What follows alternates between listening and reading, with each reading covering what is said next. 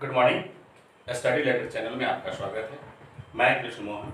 आज हम कुछ अलग सब्जेक्ट ज्योग्राफी लेकर आए हैं, जिसमें हम आज भूगोल में उत्पत्ति एवं विकास के बारे में पढ़ेंगे। भूगोल शब्द का परिभाषा भूगोल शब्द का प्रयोग सर्वप्रथम इरेटोस्थेनीज नामक ग्रीक वैज्ञानिक ने 276 ईसा पूर्व से 194 ईसा पूर्व में उपयोग इसका शब्द का प्रयोग किया था, जिसके दो मूल तत्व होते हैं, जियो एवं ग्राफी। जियो का मतलब होता है पृथ्वी, ग्राफी का अर्थ होता है वर्णन, मतलब पृथ्वी का वर्णन। इसी तरह से कुछ प्रमुख वैज्ञानिक ने ज्योग्राफी को परिभाषित अपने शब्दों में इस तरह से किया है। भूगोल एक ऐसा स्वतंत्र विषय है जिसका उद्देश्य लोगों को इस विश्व का आकाशीय पिंडों का स्थल, महासागर, जीव जंतुओं, वनस्पतियों, फलों तथा भूधरातल के क्षेत्रों में देखी जाने वाली प्रत्येक अन्य वस्तु का ज्ञान प्राप्त कराना है। यह जो परिभाषा है एस्ट्रेवो महोदय द्वारा दिया गया है। अब हम इस उत्पत्ति से रिलेटेड कुछ रचना है जिसके बारे में देखेंगे और इनके रचनाकार के भी नाम याद रखेंगे, जो एग्जाम में डायरेक्ट रूप से हमें मिल जाते हैं। और एक और चीज, फादर ऑफ ज्योग्राफी एरेटोस्थेनीज को कहा जाता है। चलिए हम देखते हैं रचना के बारे में।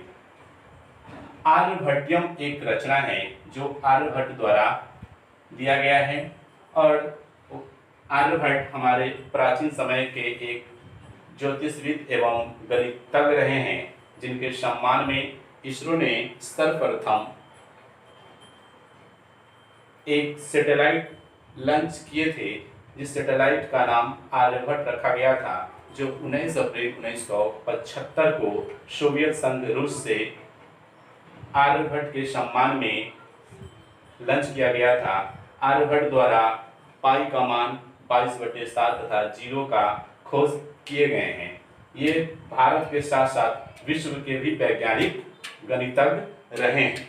चलिए अब हम दूसरा देखते हैं, सिद्धांत शिरोमणि। शिरोमणि भास्कराचार्य और भास्कर द्वितीय द्वारा एक रचना का नाम है, और भास्कराचार्य भी भारत के एक बहुत बड़ा गणितज्ञ एवं ज्योतिष रहे हैं।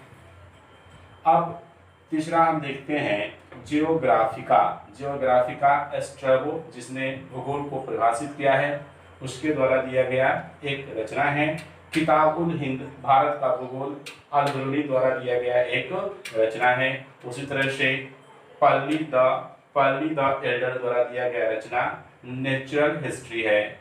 और उसी तरह से द जियोग्राफिका और जियोग्राफी में कंफ्यूज ना हो, ये टॉलमी महोदय ने द जियोग्राफी नाम की रचना की है।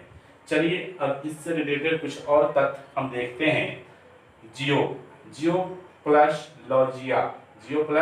लॉजिया, जिसका अर्थ होता है पृथ्वी का अध्ययन। अब देखते हैं जियो प्लस मैट्रिया, जिसका अर्थ होता है पृथ्वी का मापन। उसी तरह से जियो आइडियस का अर्थ होता है पृथ्वी के आकार के अनुरूप। इसी तरह से हम लोगों ने भूगोल के उत्पत्ति के बारे में समझा।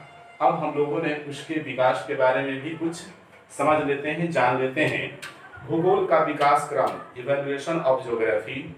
हिप्पोक्रेटस के अनुसार मनुष्य पर पर्यावरण के प्रभाव का वर्णन किया गया है। अरस्तु ने अपनी प्रसिद्ध पुस्तक पोलिटिक्स में राज्य के गठन पर भौगोलिक कारकों के प्रभाव को स्पष्ट किया है। 20वीं शताब्दी के प्रारंभ में भूगोल का अध्ययन मानव और पर्यावरण के पारस्परिक संबंध के रूप में शुरू हुआ। इस तरह से उसे दो कूटों में बांटा गया, उस विकास के क्रम को दो कूटों में बांटा गया, जिसमें से एक प्रथम जो है संभावनावाद, जिसे पॉसिबिलिज्म, और दूसरा निश्चयवाद, जिसे डिटर्मिनिज्म कहा गया।